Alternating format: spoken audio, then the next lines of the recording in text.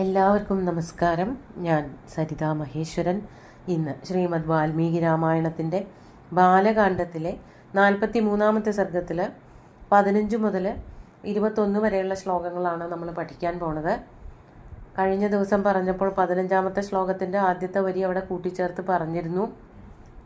ആ ഒരു രീതിയിലാണ് അർത്ഥം പറയാൻ പറ്റുള്ളൂ. അത് ഓരോ തരത്തിലുള്ള എഡിഷൻ കൊണ്ട് വരണതായിട്ടുള്ള വ്യത്യാസങ്ങളാണ്. ഈ രണ്ട് വരികളായിട്ട് ഓരോ ശ്ലോകങ്ങൾ വരുന്നു. പക്ഷേ ചിലത് തൊട്ടു മുകളിലുള്ള ശ്ലോകങ്ങളുമായിട്ട് ചേർന്ന് നിൽക്കുന്നത് കൊണ്ട് അങ്ങനെ തന്നെ അർത്ഥം പറയേണ്ടതായിട്ട് വരുന്നുണ്ട്. അപ്പോൾ 15-ാമത്തെ ശ്ലോകത്തിൽ ആദ്യത്തെ വരിയുടെ അർത്ഥം പറഞ്ഞതാണെങ്കിലും അത് മുതൽ ചൊല്ലിപ്പോവാം. 15-ാമത്തെ ശ്ലോകം നോക്കാം. പ്രായാദഗ്രേ മഹാതേജാ ഗംഗാതം ചാപ്യനുവ്രജത് ഗഗനാച്ഛങ്കരശിരസ്തതോ ധരണിമാഗത അസർപ്പതജലം തത്ര തീവ്രശബ്ദപുരസ്കൃതം. അപ്പോൾ ആദ്യത്തെ വരിയിൽ പറഞ്ഞതാണ് പ്രായാദ് അഗ്രേ മഹാതേജസ്വിയായിട്ടുള്ള ആ ഭഗീരഥൻ തൻ്റെ രഥവുമായിട്ട് ഗംഗയുടെ മുമ്പിൽ സഞ്ചരിച്ചു. തൊട്ടു പിന്നാലെ ഗംഗയും ഒഴുകിച്ചെന്നു എന്നാണ് പറഞ്ഞത്. അങ്ങനെ ആ യാത്ര വളരെ ഗംഭീരമായിട്ട്, അപ്പോൾ സ്വർഗലോകത്ത് നിന്ന് ശ്രീപരമേശ്വരൻ്റെ ശിരസിലേക്ക് വരണ ഗംഗയെ പറ്റിയിട്ടൊന്നും വർണ്ണിച്ചില്ല. ഇങ്ങോട്ട് വീണു, ഒഴുകി വന്നു എന്നൊക്കെ പറഞ്ഞുള്ളൂ. പക്ഷേ അവിടെ നിന്ന് ഭഗീരഥൻ്റെ പ്രയത്നത്തോടു കൂടിയിട്ട് ശ്രീപരമേശ്വരൻ്റെ ശിരസിൽ നിന്നും ഒഴുകി വന്ന ആ ഗംഗ ഭൂമിയിലേക്ക് വരണ വരവ് കുറച്ച് കാര്യമായിട്ട് തന്നെ വാൽമീകി മഹർഷി വർണ്ണിക്കുന്നുണ്ട്. അതാണ് പറഞ്ഞു തുടങ്ങുന്നത്. ഗഗനാഥ ശങ്കരശിരഃ തതോ ധരണിമാഗത. ആദ്യം ആകാശത്ത് നിന്ന്, സ്വർഗലോകത്ത് നിന്ന് ശങ്കരന്റെ ശിരസിലേക്ക് വന്നെത്തിച്ചേർന്നവളായ ആ ഗംഗ. തതഃ അതിനുശേഷം ധരണിം ആഗത, ഭൂമിയിലേക്ക് വന്നു. അപ്പൊ സ്വർഗംഗയായിരുന്നു. അതിനുശേഷം ശ്രീപരമേശ്വരന്റെ ജടയിൽ പെട്ടുപോയ ഗംഗയായി തീർന്നു. അവിടെ നിന്ന് ഭൂമിയിലേക്ക് വന്നിറങ്ങിയ ഗംഗയായി തീർന്നു. അതാണ് ധരണിം ആഗത. അസർപ്പത ജലം തത്ര, അവിടേക്ക് ഒഴുകി വന്നവളായ ആ ജലം, ഗംഗാ നദിയിലെ വെള്ളം ഉണ്ടല്ലോ, അത് വളരെ സാവധാനം പതുക്കെ എന്നല്ല വന്നത്. തത്ര തീവ്ര ശബ്ദ പുരസ്കൃതം ജലം അസർപ്പത, കഠിനമായിട്ടുള്ള ശബ്ദത്തോടു കൂടിയിട്ട്. വെള്ളം ഒഴുകുമ്പോൾ നല്ല ശബ്ദം ഉണ്ടാവുമല്ലോ, മാത്രമല്ല അതിൻ്റെ കൂട്ടത്തിൽ പലതും വരുന്നുണ്ട് എന്ന് കവി വർണ്ണിക്കുന്നുണ്ട്. ആ വരവ് വളരെ ഗംഭീരമായിരുന്നു. ഭഗവാന്റെ ശിരസിൽ നിന്ന് ഭൂമിയിലേക്കുള്ള വരവ്, അതാണ് തീവ്ര ശബ്ദ പുരസ്കൃതമായിട്ട്, അതികഠിനമായിട്ടുള്ള ഗംഭീരമായ ഘോഷത്തോടു കൂടിയിട്ടാണ് ജലം ഭൂമിയിലേക്ക് വന്നത്. എന്നിട്ട് മത്സ്യ കച്ഛപ സംഘൈശ്ച ശിംശുമാരഗണൈസ്തഥാ പദദ്ഭിഃ പതിതൈശ്ചൈവ വ്യരോചത വസുന്ധര. ആകാശമാർഗത്തിൽ നിന്ന് ശ്രീപരമേശ്വരന്റെ ജടയിൽ അതൊരു മാജിക് പോലെ അത് ചുരുങ്ങിയിരിക്കുകയായിരുന്നു. അവിടെ നിന്ന് വീണ്ടും ഒഴുകി ഭൂമിയിലേക്ക് വന്ന ആ നദീജലത്തില് പലതരത്തിലുള്ള മൃഗങ്ങളൊക്കെ ഉണ്ടായിരുന്നു. അതാണ് ഇവിടെ പറയണത്. മത്സ്യ കച്ഛപ സംഘയിശ്ച, മത്സ്യങ്ങൾ ഒരുപാടുണ്ടായിരുന്നു. കച്ഛപങ്ങൾ എന്ന് പറഞ്ഞാല് ആമകള്, അവയുടെ കൂട്ടങ്ങളുണ്ടായിരുന്നു. മത്സ്യസംഘങ്ങള്, കച്ഛപ സംഘങ്ങള്, ശിംശുമാര ഗണങ്ങള്. ശിംശുമാരം എന്നൊക്കെ പറഞ്ഞാൽ ഒരു തരത്തിലുള്ള മത്സ്യമാണെന്നും, അതല്ല ചീങ്കണ്ണി പോലെയുള്ളതായ ഒരു മുതല പോലെയുള്ളതായ ഒരു മൃഗമാണ് എന്നൊക്കെ പറയുന്നുണ്ട്. ഉരകമാണ്, അതൊക്കെ വെള്ളത്തിൽ ഉണ്ടാവണതാണ്. ഇവയൊക്കെ താഴേക്ക് ഈ ഗംഗാജലത്തിന്റെ കൂടെ ഒഴുകി വരികയാണ്, ഭൂമിയിലേക്ക് എത്തുകയാണ്. അതാണ് പദദ്ഭി പതിതൈശ്ചൈവ വ്യരോചത വസുന്ധര. അങ്ങനെ വീണുകൊണ്ടിരിക്കുന്നവയും ഭൂമിയിൽ എത്തിയവയുമായിട്ടുള്ള ഇത്തരം മത്സ്യ കച്ഛപങ്ങളെ കൊണ്ടൊക്കെ വസുന്ധര വ്യരോചത, ഭൂമി വല്ലാതെ ശോഭിച്ചു, ഭൂമിയുടെ സൗന്ദര്യം വർദ്ധിച്ചു. പലതരത്തിലുള്ള മീനുകളുണ്ട്, അതുപോലെ തന്നെ ആമകളുണ്ട്. ശിംശുമാരങ്ങൾ എന്നുള്ളതിന് പല പേരുകളുണ്ട്. കടലാനകള്, അല്ലെങ്കിൽ നീർക്കുരങ്ങ് എന്നൊക്കെ പറഞ്ഞിട്ട് പല പല പേരുകളും വ്യാഖ്യാനത്തിൽ പറയുന്നുണ്ട്. ഏതായാലും വെള്ളത്തിൽ ജീവിക്കുന്ന കുറേ ജീവികൾ, മുതല അല്ലെങ്കിൽ ചീങ്കണ്ണി തുടങ്ങിയിട്ടുള്ളതായ സകല ജീവികളും ആ വെള്ളത്തോട് കൂടിയിട്ട് ഭൂമിയിലേക്ക് എത്തി. അങ്ങനെ ഭൂമി ഒന്നുകൂടി ശോഭിച്ചു. ഇനി 17-ാമത്തെ ശ്ലോകത്തിലെ ബാക്കി ഭാഗമാണ്. തതോ ദേവർഷി ഗന്ധർവ യക്ഷസിദ്ധഗണാസ്തഥാ വ്യലോകയന്തതേ തത്ര ഗഗനാദ്ഗാം ഗതാം തദാ. അങ്ങനെ ശ്രീപരമേശ്വരന്റെ ശിരസിൽ നിന്നും ഭൂമിയിലേക്ക് ഒഴുകി വരുന്നവളായിട്ടുള്ള ആ ഗംഗാ നദിയെ കാണാൻ വേണ്ടിയിട്ട് സകല ജനങ്ങളും അവിടെ ഒത്തുകൂടി. മനുഷ്യരെന്നൊന്നല്ല, ദേവർഷിഗണങ്ങളാണ് അവിടെ ഒത്തുകൂടിയത് എന്ന് പറയാണ്. തതഹ അതിനുശേഷം ദേവ ഋഷി ഗന്ധർവന്മാര്, യക്ഷന്മാര്, സിദ്ധന്മാര്, അതാണ് യക്ഷഗണങ്ങള്, സിദ്ധഗണങ്ങള്, അവരെല്ലാവരും കൂടി ചേർന്ന് സ്വർഗലോകത്തിൽ നിന്ന് ശ്രീപരമേശ്വരന്റെ ശിരസിലെത്തി. അങ്ങനെ ശ്രീപരമേശ്വരന്റെ ശിരസിൽ നിന്ന് ഭൂമിയിലേക്ക് ഒഴുകി വരുന്നവളായിട്ടുള്ള ഗംഗ ഒറ്റയ്ക്ക് ഇങ്ങോട്ട് വെള്ളത്തിന്റെ രൂപത്തിൽ ഒഴുകി വരിക മാത്രമൊന്നുമല്ല, എത്രയോ ജീവജാലങ്ങളോട് കൂടിയിട്ട് ശക്തമായിട്ടാണ് ഒഴുകി വരണത്. അത് കാണാൻ വേണ്ടിയിട്ട് അവിടെ ധാരാളം പേര് തടിച്ചുകൂടി നിന്നു. അതങ്ങനെയാണല്ലോ, പുഴ ഒഴുകണത് കാണാൻ, കടലിന്റെ തിരമാല കാണാനൊക്കെ എപ്പോഴും ആൾക്കാരുണ്ടാവും. അതുപോലെ തന്നെയാണ് ഇവിടെ വന്ന് കാഴ്ചക്കാരായിട്ട് വന്നത് യക്ഷന്മാരും ദേവന്മാരും ഋഷിമാരും ഗന്ധർവന്മാരും ഒക്കെയാണെന്നേ ഉള്ളൂ. അവരുടെ കൂട്ടങ്ങൾ, ദേവർഷി ഗന്ധർവന്മാര്, യക്ഷന്മാര്, സിദ്ധന്മാര്, അവരൊക്കെ കൂടി അവിടെ വന്ന് നിന്നു. ഭൂമിയിൽ വന്ന് നിന്നുകൊണ്ട് ഗാം ഗതാം, ഭൂമിയിലേക്ക് വന്നവളായ, ഗഗനാഥ ഗാം ഗതാം, ആകാശമാർഗത്തിൽ നിന്ന് ശ്രീപരമേശ്വരന്റെ ശിരസിലെത്തിയവളും അവിടെ നിന്ന് ഭൂമിയിലേക്ക് വരുന്നവളുമായിട്ടുള്ള ആ ഗംഗാദേവിയെ വ്യലോകയന്ത, എല്ലാവരും നോക്കിക്കണ്ടു. അതാണ് ഗഗനാഥ് തദാ ഗാം ഗതാം വ്യലോകയന്ത, തേ വ്യലോകയന്ത. തേ എന്നുള്ളത് കൊണ്ട് അവരെല്ലാവരും, ഈ ദേവർഷി ഗന്ധർവന്മാരും അങ്ങനെയുള്ള ആൾക്കാരൊക്കെ തന്നെ ആ ഗംഗയുടെ കുത്തൊഴുക്ക്, ഭഗവാന്റെ ശിരസിൽ നിന്നുള്ള ആ കുത്തൊഴുക്ക് ഇങ്ങനെ നോക്കിക്കണ്ട് നിന്നു എന്നർത്ഥം.